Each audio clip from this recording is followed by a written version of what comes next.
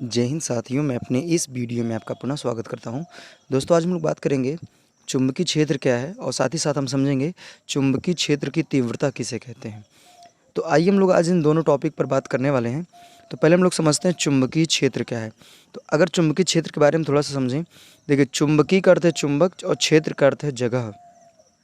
तो चुंबकीय क्षेत्र की परिभाषा ये है कि किसी चुंबक के चारों तरफ का वह जगह यानी वह क्षेत्र जहाँ तक उसका असर या प्रभाव देखा जा सकता है, या फिर ऐसे भी कह सकते हैं कि जहाँ तक वह किसी भी लौह पदार्थ को आकर्षित या प्रतिकर्षित कर सकता है, या चुंबकीय पदार्थ को आकर्षित एवं प्रतिकर्षित कर सकता है, उसी एरिया को हम लोग कहते हैं चुंबकीय क्षेत्र।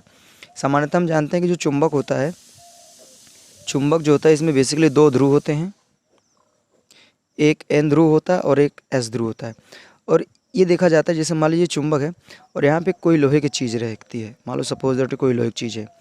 तो अगर क्या करते हैं, इस लोहे की चीज़ को अगर आप बहुत दूर रखते हो, या किसी चुंबक को ही आप ले लीजिए, अगर इसको आप थोड़ा दूर रखते हो तो आपने देखा होगा कि ये चुंबक क्या करता है, ये वाला चुंबक इसको खींचता नहीं है। लेकिन जैसे आप इसके करीब लाते हो, यानी यहाँ पर आप जैसे ही लाते हो, तो ये क्या करता है कि चुंबक की ओर आपको ले नहीं जाना पड़ता है, ये चुंबक क्या करता है, ऑटोमेटिक खींच लेते हैं अपनी ओर। तो एक्चुअली ऐसा इसलिए होता है क्योंकि इसके चुंबक के चारों तरफ क्या बन जाता है, एक एरिया बन जाता है। और इस एरिया में अगर कोई भी चुंबकीय पदार्थ या कोई लोहे का पदार्थ अगर इसके एरिया में आता है तो ये क्या करता है, अपनी ओर खींच लेता है। तो इसी एरिया को ही कहते हैं हम लोग चुंबकीय क्षेत्र। तो चुंबकीय क्षेत्र की परिभाषा उम्मीद करूंगा समझ में आ गई होगी। चुंबकीय क्षेत्र की परिभाषा है कि किसी चुंबक के चारों तरफ का वह एरिया यानी वह जगह जहाँ तक इस चुंबक का असर या प्रभाव देखा जा सकता है। अर्थात इस एरिया में अगर कोई भी आप चीज़ रखोगे तो इस चुंबक का असर यहाँ तक दिखेगा, इस एरिया तक। तो इसी एरिया को हम लोग कहते हैं चुंबकीय क्षेत्र। जैसे हर एक चीज़ का एक अपना एरिया हो, जैसे आप ही लोग का अपना एक एरिया है।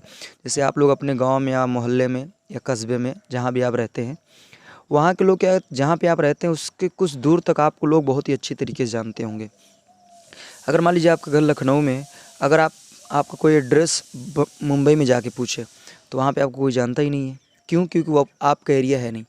आपका एरिया लखनऊ में एक छोटे से गांव में एरिया आपका है, वहाँ तक आपका असर है, यानी वहाँ पे आपको अगर कोई पूछेगा तो आपको लोग बता देंगे। लेकिन अगर कहें कि आपका घर यहाँ है और पूछा जाए कहीं और, तो नहीं बता पाएंगे। क्यों? क्योंकि आपका वो एरिया है नहीं, आपका वहाँ तक, वहाँ आपका असर या प्रभाव देखा ही नहीं जाएगा। तो कहने का अर्थ है कि किसी भी चीज़ का जितने जगह तक यानी जितने एरिया तक उसका असर देखा जाए, उसी को हम लोग कहते हैं उसका क्षेत्र। तो उसी तरह चुंबक के चारों तरफ की अगर जगह की बात करें तो उसी को हम लोग कह देते हैं चुंबकीय क्षेत्र। आप समझते हैं चुंबकीय क्षेत्र की तीव्रता क्या होती है। तो चुंबकीय क्षेत्र की तीव्रता की परिभाषा ये है कि चुंबकीय क्षेत्र में अगर किसी भी हम पदार्थ को रख देते हैं, चुंबकीय क्षेत्र में हम किसी भी पदार्थ को अगर हम रख देते हैं तो वो क्या करता है, चुंबक वो जितने बल का अनुभव करता है, या फिर कह सकते हैं कि जो चुंबक होता है उस पदार्थ को जितने बल से अपनी ओर खींचता है या प्रतिकर्षित करता है, उसी बल को हम लोग कहते हैं चुंबकीय क्षेत्र की तीव्रता।